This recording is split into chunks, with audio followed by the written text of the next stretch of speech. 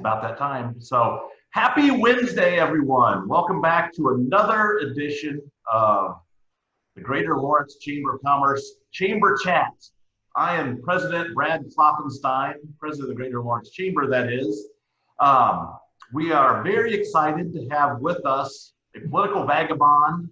He has been the center of the Indianapolis political community for better than 15 years now. I met him, I think, back in 2004 when he was fresh off the boat from Springfield, Illinois.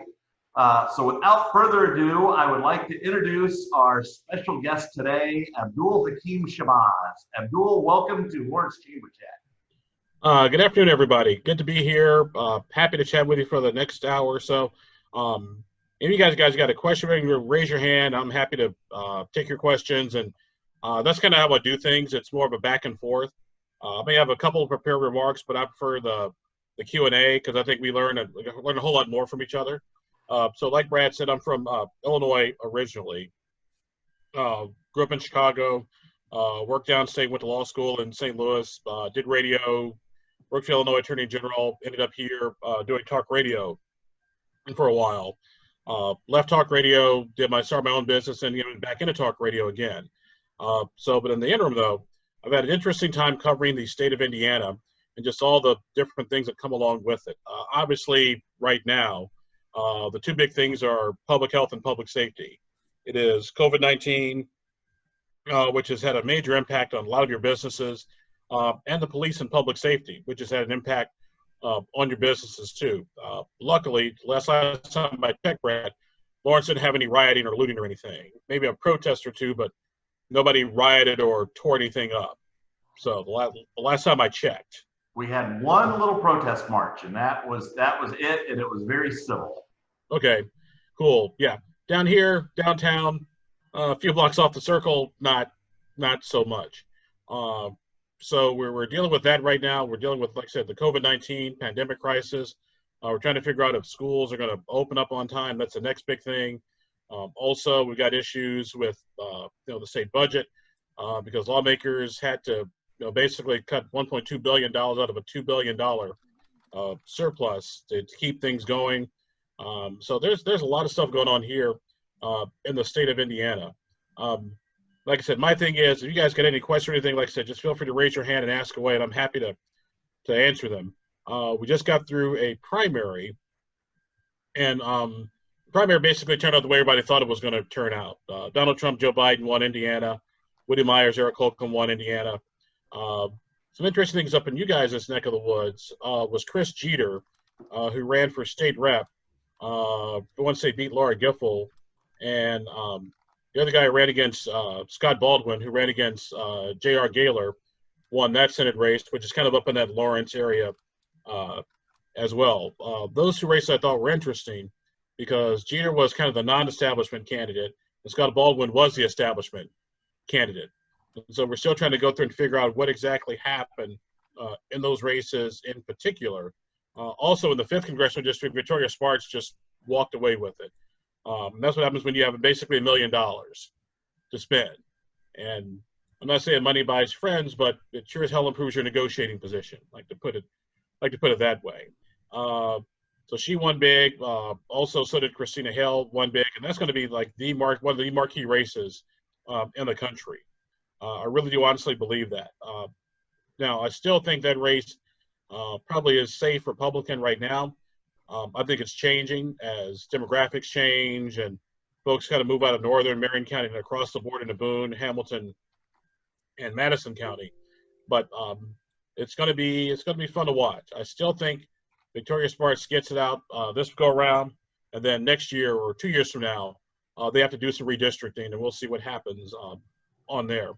Well, the thing I thought was interesting in that race was the Club for Growth, the Political Action Committee stepped in and spent money against Carl Brizzi and also Beth Henderson, which kind of weakened those two a bit.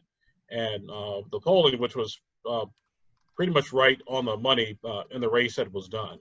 So there's that perspective there. Also, on the issue of COVID-19, just kind of circling back a little bit, is hopefully by the 4th of July, hopefully, Most everything will be back open again. Knock on wood, for what it's worth. Um, I'm a little. I see the state opening up. I see the city maybe opening by the 4th of July. But the one thing that we've noticed is with the big crowds and states kind of opening up early, that we see a surge in positive COVID-19 cases. Now the administration will say, well, that's because we've just been testing more. It's like, no, there's testing more, and then there's what we saw.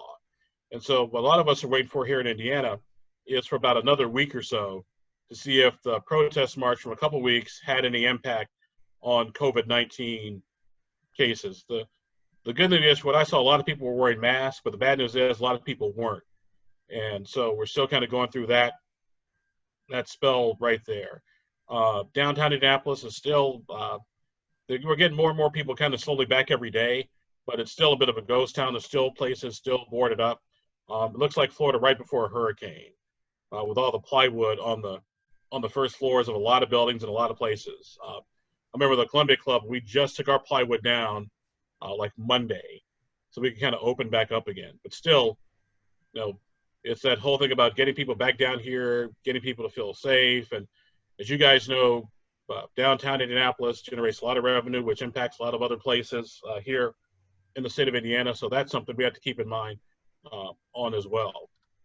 As far as, like I said, the state budget goes, actually I was watching a budget hearing before I was on with you guys, because I have such an exciting life these days during the week. They were talking about the colleges and universities holding back 7%.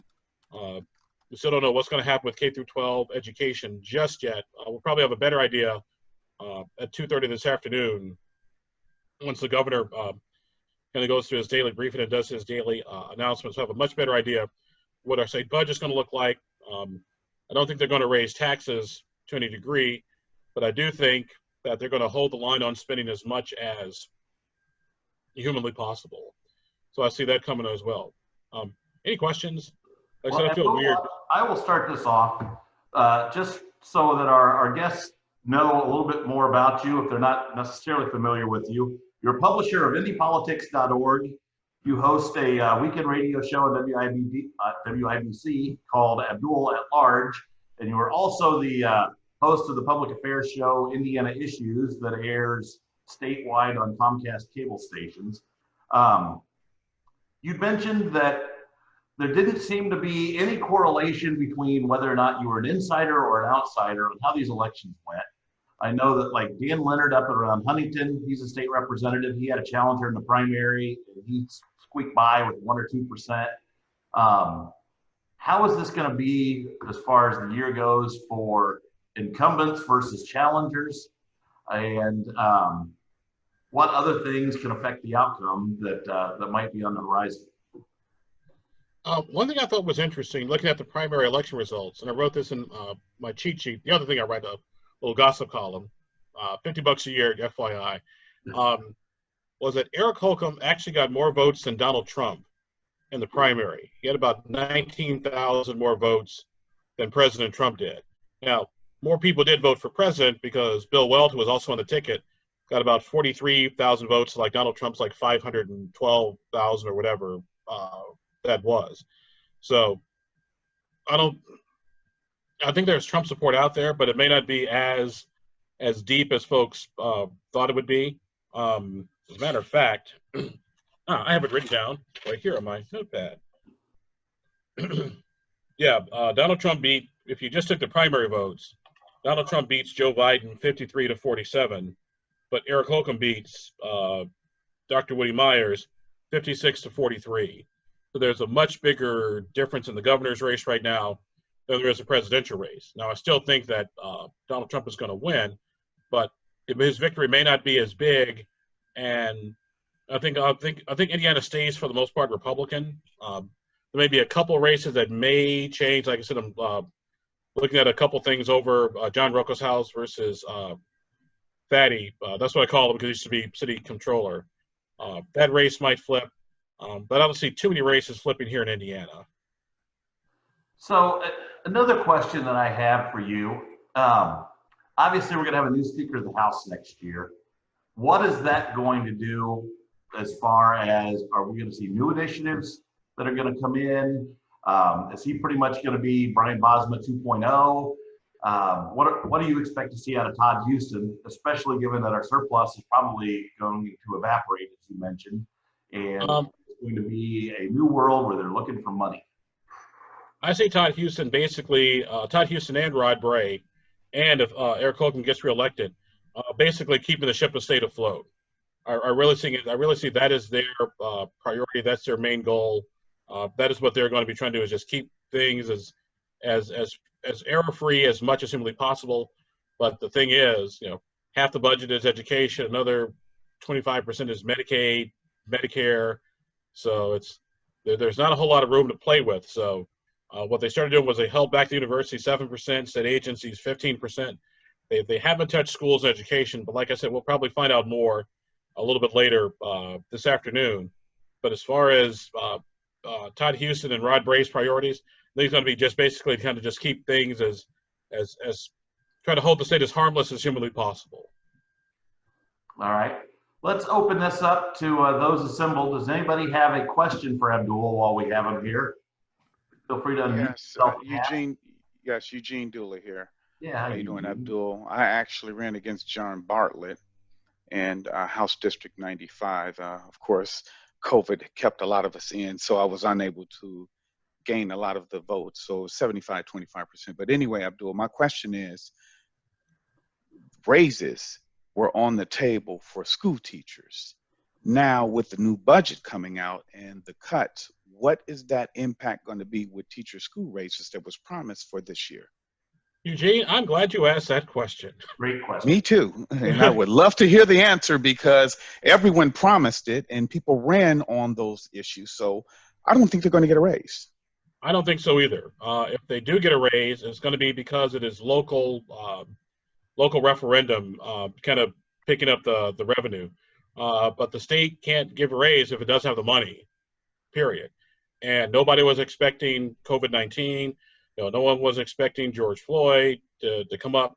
And so literally these couple unexpected surprises in public health and public safety have, in my opinion, taken raises off the table. Now, this still doesn't mean that the governor's teacher commission won't still meet, won't still come up with a way to give teachers raises, but I don't see it happening anytime soon, to be brutally honest with you. Like I said, unless school districts, do referendums in November and do their own raises, I don't see it happening.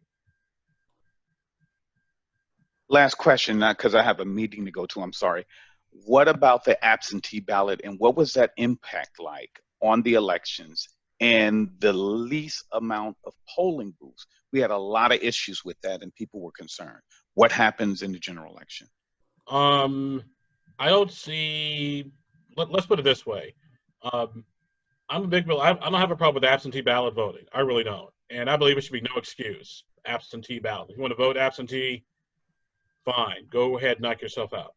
What the problem is, though, and what Marion County did in particular, was mail out, ballots to everybody. And the problem is they have the voter registration rolls aren't completely clean yet, because yet people would get absentee ballots mailed to their homes when they didn't live there, or folks that died, the whole 9 yards. So that was part of the problem.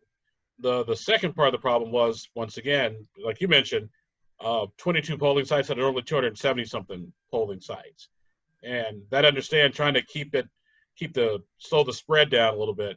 But there was one precinct, I think it was off of Guyan Road, that didn't close until almost 10 or 11 o'clock at night, because you had issues and problems. And so if we're going to do absentee balloting or balloting by mail, that's fine, but we got to do it right, and we got to do it in a much smarter way than we did before. Very nice. Thank you for your time.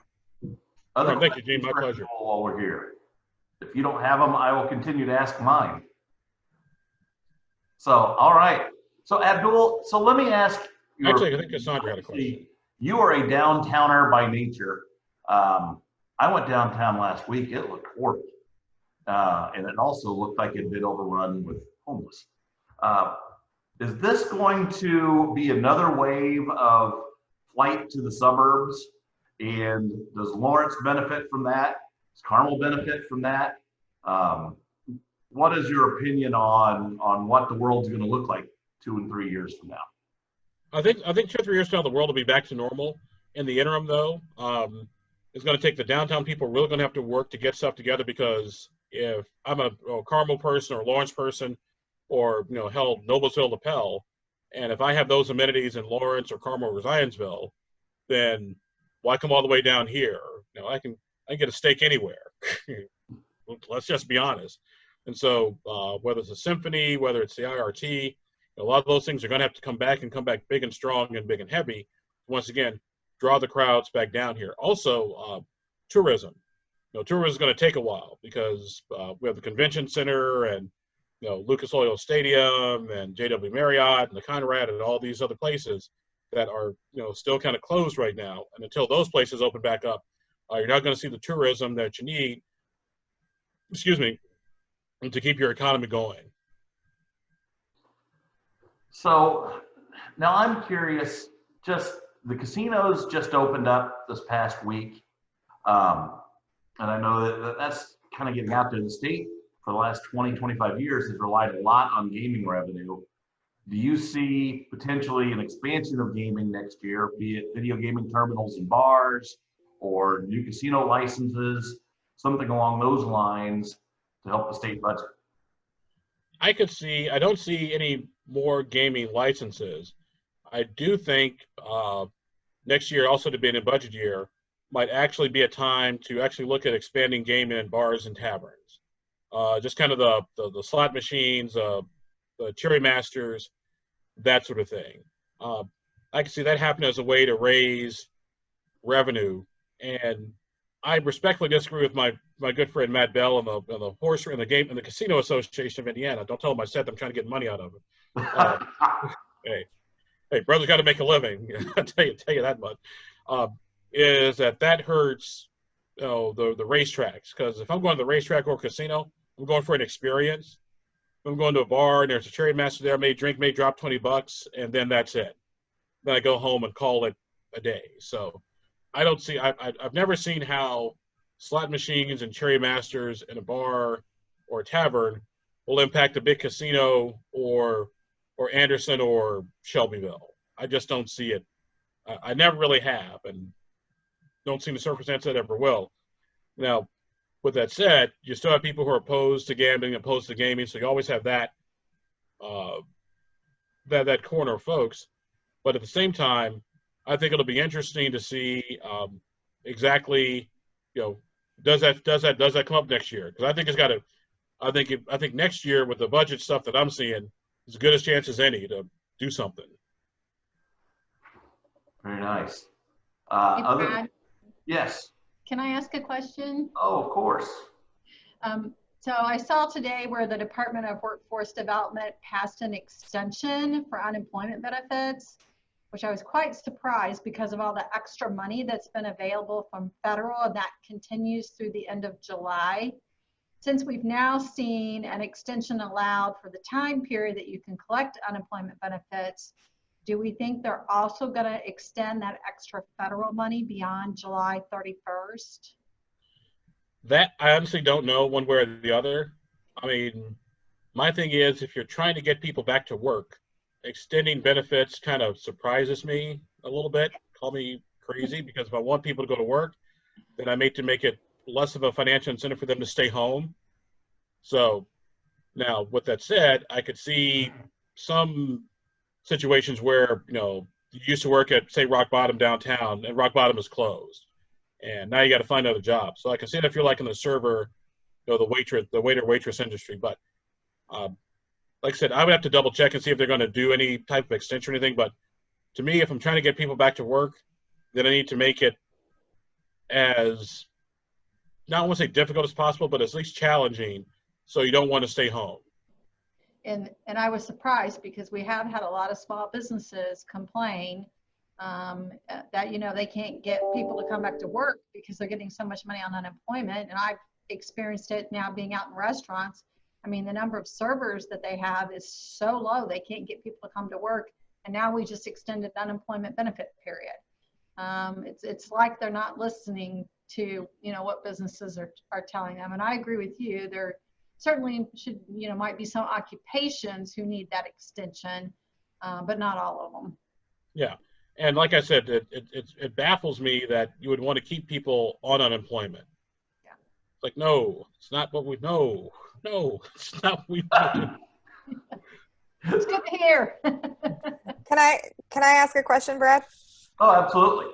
And I'm sorry, I'm jumping back on after being on another call if this has already been addressed, but talking about getting people back to work, I'm just curious, do you see this new legislation coming out for cannabis dispensaries as a way to kind of recoup some of the loss of COVID, built, growing jobs, tax benefit, that kind of stuff? I took a trip over to Illinois a couple weekends ago. We went camping and we hit up one just across the state line, and it seems like they're making a killing. So I'm just curious if there's any legislation or any thoughts on that. Well, let me ask you this, Kim. Did you bring me back any chocolate while you were there?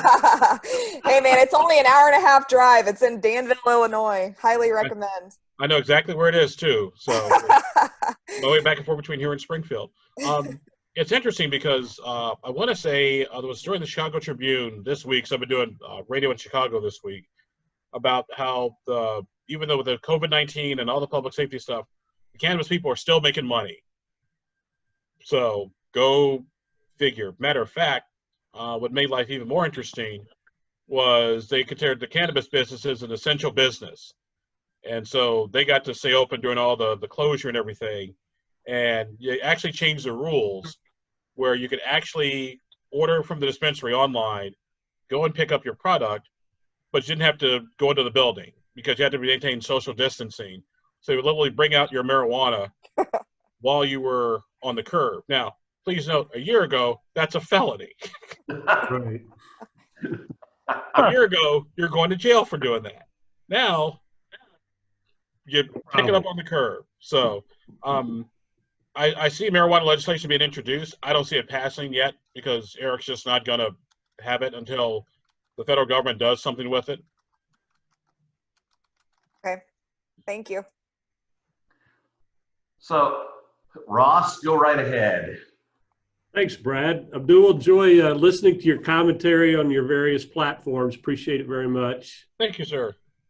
And I also listened to you ask questions at the governor's briefings. And one of your counterparts, Nikki Kelly, especially when she's on Indiana Week in Review, seems to be frustrated that her questions aren't getting answered directly. So I'd just like your opinion on those briefings and the information that's being provided. I take them for what they're worth. I mean, some questions are going to answer, some questions they're not necessarily going to answer. I know one of Nikki's things has always been about nursing homes. Right. And how many nursing homes have been infected by COVID-19, what the numbers are at each nursing home. There's been some back and forth with the governor's office on whether they will release that information or not, and whether it goes to HIPAA and the whole 9 yards. So I see her frustration. I mean, I tend to get my questions answered for the most part. I mean, some days you don't, but it's the nature of the business. Also, what makes it more challenging is the fact that these briefings are now statewide. And so it's not just the usual 10 people in the press room, asking the governor questions and have a little bit more time to do it. They've expanded it statewide. So it is what it is. I just enjoy the fact that they laugh every time I get ready to ask something. So they do seem to pick on you a little bit. I get it a little bit. So Abdul, has that been better for the governor's office discerning information by having people from Ferdinand and Wabash and Warsaw and the ones that traditionally don't have a state house bureau there? Is that helping get the governor's message out, or are they just filling time? I think it helps them get their message out because if you think about it, since March 8th or March 28th, the governor's office has been on television, for the first month or so, it was 5 days a week, every day at 2:30. And then they switched to 3 days a week and then 2 days a week. Now we're down to 1 a week. And I mean, it's also an election year. So, you take it for what it's worth. But I think it does help the smaller outlets that don't have somebody down here, have a chance to get their questions asked just like everybody else. And some of my colleagues will kind of bitch and complain about, I can't believe that guy from the Wabash Plain dealer asked XYZ. Well, because maybe that's important to them. Deal with it. About to curse here. Just shut the blank up and move on. So Rick Wilson wanted me to ask you a question. He was wanting to know the riots downtown, how bad do you think that that's going to affect businesses and people's desire to come back downtown, and when are they going to feel comfortable coming back downtown? And then I also wanted to follow up with you about this whole notion of defunding the police. I know everybody points to Camden, New Jersey. I looked into Camden, New Jersey. Camden, New Jersey is still a shithole. And all they did was get rid of their police department and put all the funding with the sheriff's department. Now the sheriff's department's doing it. So I don't know that it's the utopia that people are saying, but I'd kind of like to get your thoughts on those items. Sure. First one on the riots in downtown. I think they're basically done and over with. You get a few protesters. For example, was at the Columbia Club yesterday having a cigar and a cocktail. Just needed to decompress for 5 minutes. More of our members were concerned about COVID-19 than they were about the riots. So, and also some of our members are a little bit older too, like over 60. And if you're over 65, that's the age where you can really get hit by COVID-19. So I think there's still some of that. That's got more people worried than any riots or anything. With respect to defunding the police, how can I say this? What the hell? Seriously? Really? Defund the police department. Got any other bright ideas in there, General Custer? Oh, let's go over the hill. I think they're friendly Indians. I don't get it. I don't understand it. It makes absolutely no sense to me whatsoever. It's like, are there bad police officers? Yes. Are there bad lawyers? Yes. Are there bad business people? Yes. About 10% of the population are assholes. I mean, that's what you're going to get is about 10% of the population are jerks. So be ready to deal with that. Now, I do think it is an opportunity to look at police and look at how we do certain things. Like, okay, is that really necessary? Do we do enough to have police maybe de-escalate a situation? Because here's the thing. It's not unarmed black people who are killed the most by police officers. It's people who are mentally challenged. Believe it or not. It is the guy or girl who's mentally challenged with a sword or some kind of weapon that the police tell them to stop. They don't stop. They get shot. So if anybody wants to be outside protesting right now about police, shooting unarmed people, it should be the mental health and public health communities who should be doing it. Now, with that said, you have a history, unfortunately, in this country of police acting badly with African Americans. We all get it. We all understand it. We're all trying to do something in one capacity or another to address that issue. Defunding the police, that makes absolutely no sense to me whatsoever. So how is this gonna resolve itself locally and on a national level? Locally, to be frank with you, locally, I don't think anything's really going to happen. Locally, I mean, Mayor Joe Hogsett the other day had a news conference where they're going to bring in a person from New York University and do research. I mean, I saw Bart Peterson do a research plan. I saw Greg Ballot do a research plan. I've seen Joe Hogsett do. I've seen enough research plans to know exactly what's going to happen. Is somebody's going to do a whole bunch of research and then nothing is going to happen, because that's the way these things tend to work. I was actually more upset, and still am, the fact that African Americans are 30% of Indianapolis population, but 75% of the murder victims. I mean, to me, that is the bigger crime. That's the bigger issue right now than police brutality. To me, it just is. And I can't get anybody to talk about that, but a police officer who hit somebody with a nightstick, okay, now we're going to throw the cops under the bus, which to me is ridiculous. Yeah, I know. Some of the best advice I've heard throughout this is somebody says, you know what, I can't fix worldwide problems. I can't fix national problems, but I can fix my house. I can fix my home. I can fix my street, and I might be able to fix my neighborhood. And if I can do that, hopefully there's somebody else doing that to their own home, their own street, and their own neighborhood. And that's the best we can hope for. Yep. I agree wholeheartedly, my friend. Well, thank you. Other questions from our assembled masses? So Abdul, you want to give us a preview of what you're working on and what you have coming up on all your platforms? This week, what do I have going on? It'll be about the state budget and all the financial stuff going on. And that'll be me and Chris Watts from the Indiana Fiscal Policy Institute. I'm trying to get a meeting together with the chief, talk about some of the more broader public safety issues. And then I have just some of my friends coming on. Actually, Brad will be on this weekend on Indiana issues. We're doing it via Zoom. You, Kip2, and I forget who else I have. BC. Yeah. So there'll be that on the television program, and I got another panel coming on the radio program. Also, I got the governor at 2:30 this afternoon, so keeping tabs on all that. And also doing radio in Chicago this week from down here. So we're just all over the place. So how do they respond to you in Chicago, if you don't mind me asking? I am the person who says what everybody thinks, but everybody was afraid to say it. So, for lack of a better term, I mean, on the radio station that I do talk radio on, it's an urban progressive talk station. I'm like the Rush Limbaugh arch conservative. Yeah, I know. Me of all people. Mr. Moderate, right of center politics.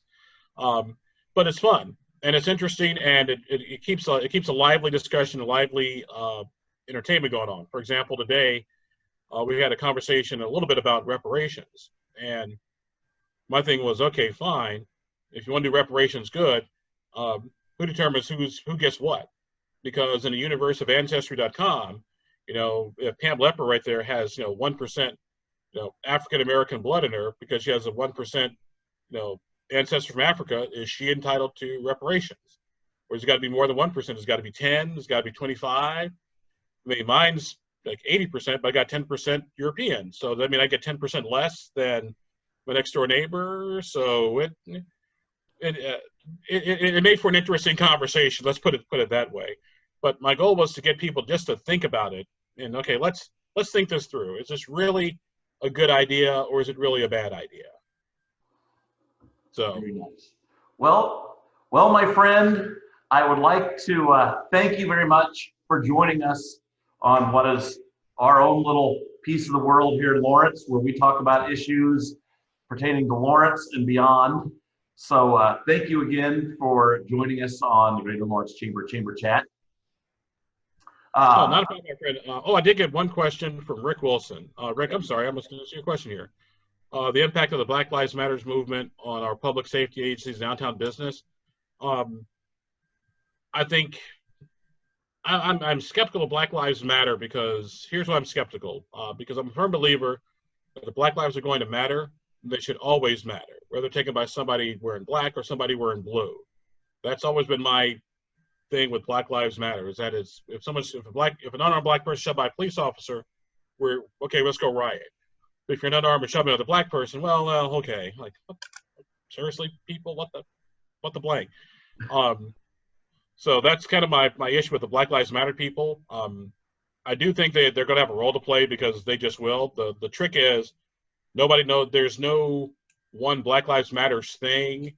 Like, for example, there was like a Black Lives Matters charity that raised like millions of dollars, only 200,000 went to whoever was supposed to go to. So it's like, okay, yeah, exactly. My favorite line, whenever there's a crisis, there's money to be made. So at the end of the day, I guess green matters as much as any other color. On that note. All right, Abdul, I want to thank you very much for joining us on this week's Chamber Chat.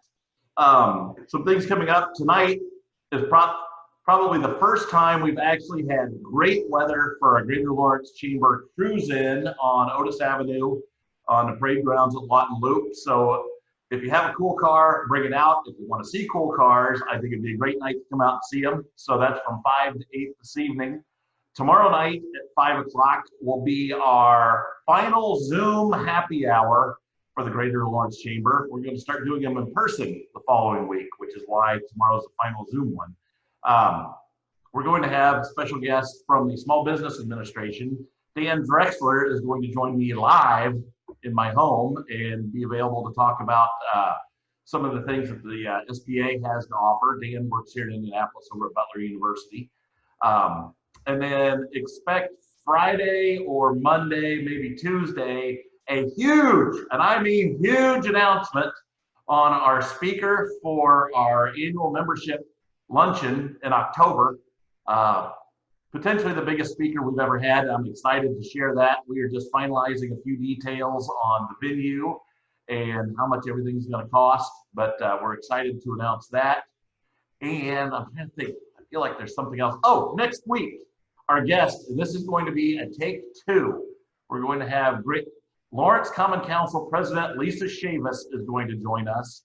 For those of you who were on the last time we tried to talk to President Shabazz, that was the episode that got Zoom bombed by the Russians.